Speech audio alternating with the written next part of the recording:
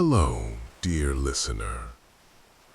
Tonight, we gently travel back more than 5,000 years to the golden land of ancient Egypt, to the quiet banks of the Nile, where life moved slowly in harmony with the river, the sun, and the stars. You will walk with an ordinary family. Feel the warm sun on your skin, hear the soft sound of the water, smell the bread baking, share their simple joys and peaceful routines. Before we begin, if you enjoy these calm journeys that help you rest and sleep, please take a moment to like this video and subscribe with the bell on, so you never miss our future stories. Your support means the world to us. Now, take a slow, deep breath in and out. Let your body become heavy. Let your mind soften. Close your eyes and let us begin. Lie down now. Let your body sink deep into the bed. Feel the mattress rise to meet every part of you. Your back, your shoulders, your legs. The pillow cradling your head as though it has known you forever. The blanket warm, soft, wrapping you like the gentle arms of the Nile itself. Nothing to do, nowhere to go, only this breath, only this moment. Breathe in slowly, feel the warm, dry air of the valley enter your nose, filling your chest. Hold it gently, just a soft pause, then exhale, long, easy, letting the night slip away, every dream, every thought drifting off, dissolving into the quiet, far, far away. In and out. In, peace entering. Out, calm spreading. Your shoulders drop. Your neck softens, your arms grow heavy, hands open, fingers loose, your legs lengthen, feet warm beneath the covers, your face relaxes, jaw slack, forehead smooth, eyes closed, eyelids so heavy they will not open. Now, let us travel back together, more than 5,000 years, to the land of Kemet, the Black Land, where the Nile gives life, where the sun rises each morning like a promise, where people live simply, close to the river, close to the earth, close to the gods. Imagine it is dawn, the sky soft rose and gold, the first light touching the tops of mud brick houses, small, square, clustered near the river, roofs flat, made of palm branches and mud. Smoke rises slowly from small holes, thin, gray, carrying the scent of burning dung, of baking bread, of fresh water. A modest house stands close to the water, its walls thick, cool against the coming heat. The door is open, a woven mat lies across the threshold. You step inside, barefoot. The floor is packed earth, smooth, cool, familiar. Inside, a man stirs, strong but gentle, hair short, skin browned by the sun. He rises from a low bed of straw and linen, stretches slowly, arms reaching toward the ceiling, then folding. He smiles at the light, at the day, at life. No words, just quiet gratitude. He moves to the hearth, small fire pit in the center, embers still red from last night. He adds dry reeds, blows gently. Flame catches, crackles, grows. Warmth spreads on the walls, on the simple clay pots, on the baskets of grain. His wife awakens next. She rises, smooths her linen dress, braids her hair quickly. She smiles at her husband, at the child still sleeping, at the day ahead. She kneels by the fire, begins to prepare bread, dough already made last night. She shapes flat rounds, places them on the hot stone. The scent rises, warm, comforting, the promise of food, of strength, of another day. The child, a boy of about 6, stirs, rubs his eyes, smiles sleepily. He slips from the bed, bare feet on cool earth, runs to his mother, hugs her legs.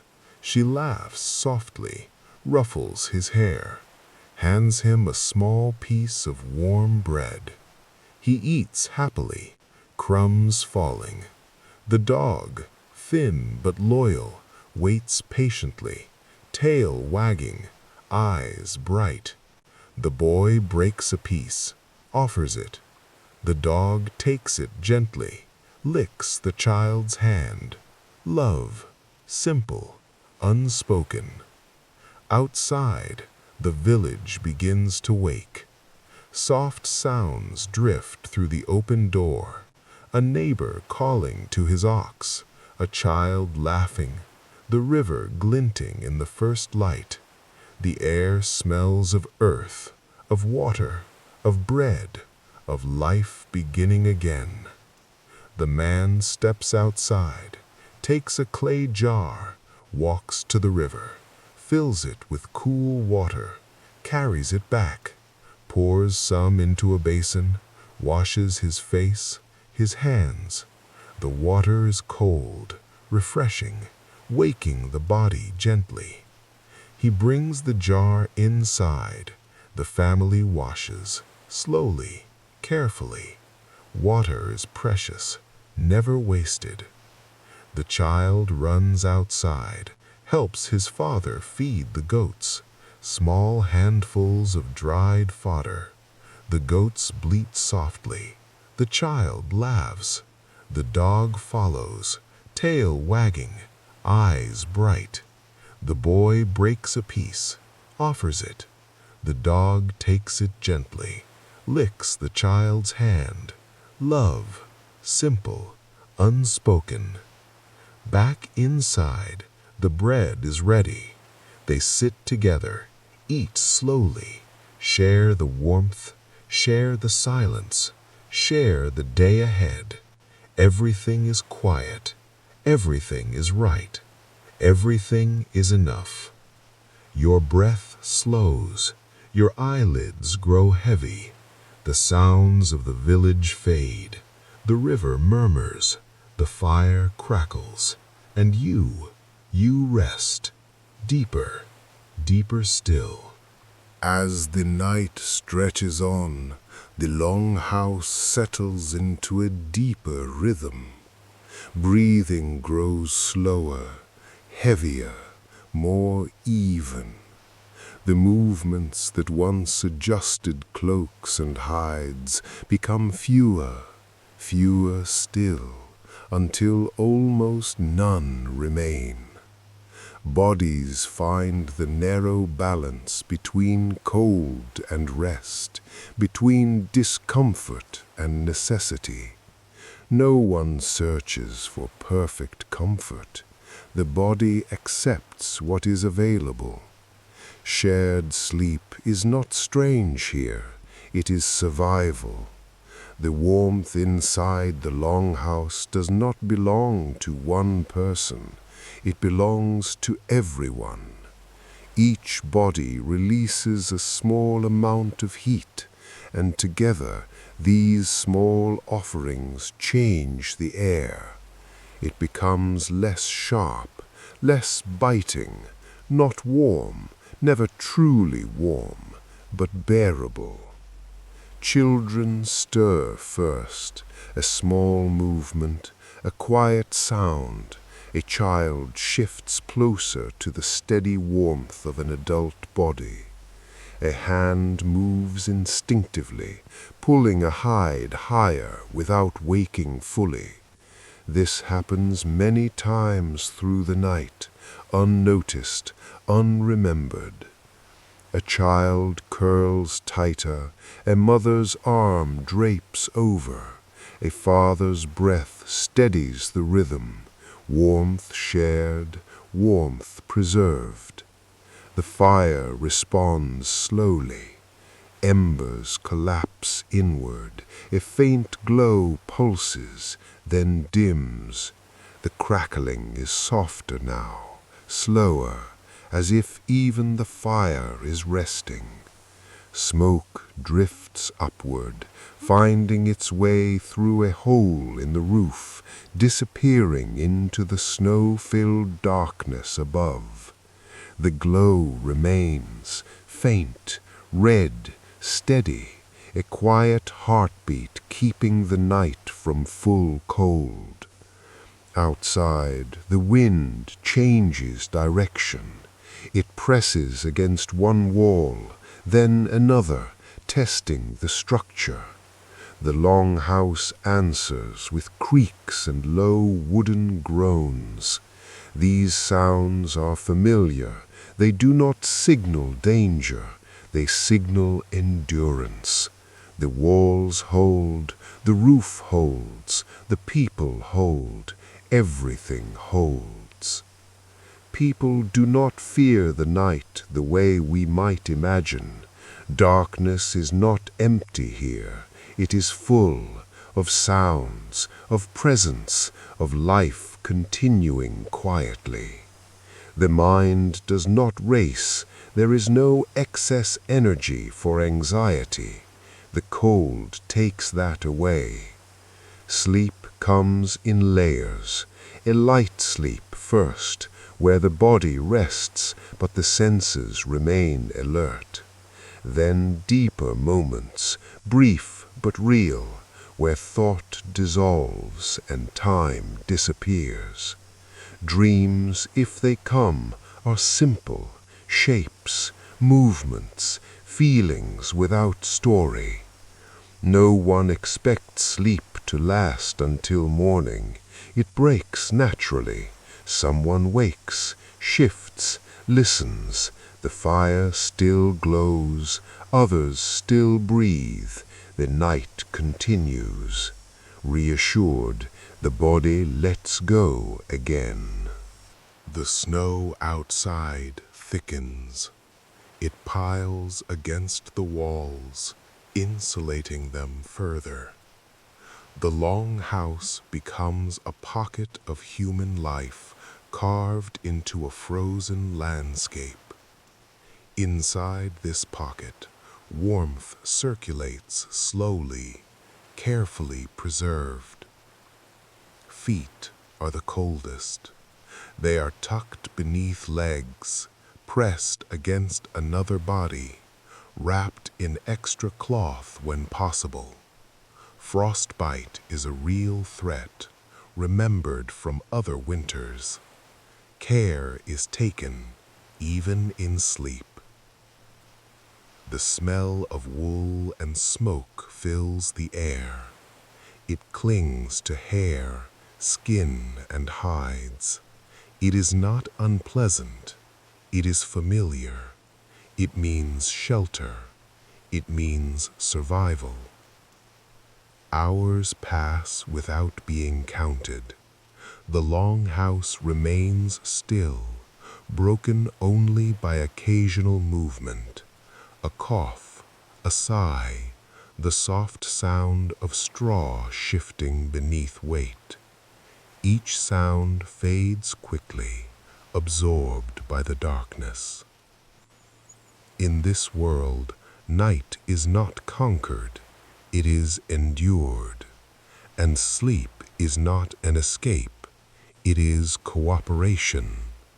Bodies cooperate with cold, with darkness, with one another. They conserve energy, they remain close, they accept interruption. This is how winter is survived. Outside, snow continues to fall, patient and unstoppable. Inside, the fire holds. The cold is strongest just before morning. This is known, felt, expected. The fire is weakest now, reduced to a faint glow beneath ash. The warmth shared through the night begins to thin as bodies prepare, unconsciously, to wake. Breathing changes. It becomes lighter, more frequent. Muscles, stiff from cold and stillness, begin to resist rest. Fingers twitch, toes curl. Someone shifts and does not settle again. There is no sudden waking. Morning arrives slowly, quietly, without announcement. A faint gray light presses against the smoke hole above. Snow outside reflects what little light exists, brightening the darkness just enough to reveal shapes again. Eyes open, not all at once, one person first, then another. No one speaks. Words cost energy, and energy is precious. Movement is careful. Sudden motion makes the cold bite harder. Bodies rise gradually. Hides are pulled tighter before being removed. Feet touch the floor reluctantly. The ground is hard, cold, unwelcoming. Blood moves slowly back into limbs, bringing discomfort, then sensation. The fire is stirred. A piece of wood is added. Embers respond, glowing brighter. Smoke thickens briefly, then lifts. The crackling returns, louder now, signaling the beginning of the day. Outside, the snow has changed the world. Paths are hidden, landmarks softened. Everything is quieter, heavier. Winter is still in control. Inside, sleep leaves no trace. The longhouse shifts from rest to readiness. Bedding is moved aside. Cloaks are adjusted. Life resumes without ceremony. Sleep has done its job, not by refreshing, not by restoring comfort, but by preventing collapse, by giving the body just enough pause to continue. And that is enough. Feel it now, the gentle pull of morning. Your own breath is slow, steady, matching the rhythm of the awakening. Your body is still heavy, but ready. The night has held you. The cold has tested you. The warmth has sustained you. Now the light begins, soft, gray, patient. The old man rises first, always first.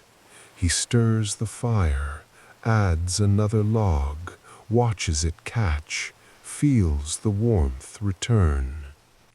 His wife moves next, folds the blankets, smooths the straw, tends to the child. The dog stretches, yawns, shakes, then pads to the door, waiting. The day begins, not with noise, not with rush, but with quiet purpose. You feel your own body stir, slowly, gently. Your fingers flex, your toes move, your back stretches. The cold is there, but it is bearable. The warmth is there, and it is enough. The river outside murmurs, the wind whispers, the snow settles.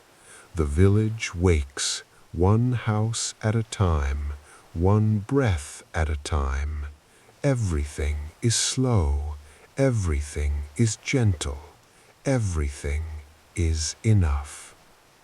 Your breath slows again, your eyelids grow heavy once more. The sounds of morning fade, the fire crackles, the river flows, and you rest, deeper, deeper still.